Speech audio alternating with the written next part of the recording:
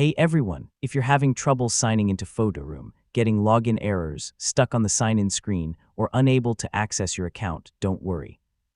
In this video, I'll show you how to fix the most common Photoroom login issues in 2026. First, double-check your email address and password.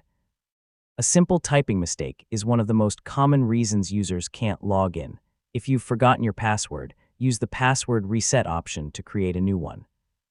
Next, make sure your internet connection is stable. Since Photoroom relies on cloud-based services, login requests require a reliable connection to communicate with its servers.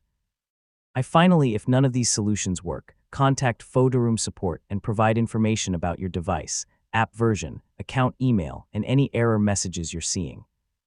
And that's how to fix Photoroom login issues in 2026.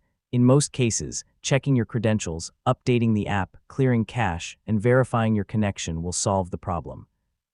Thanks for watching, and I'll see you in the next tutorial.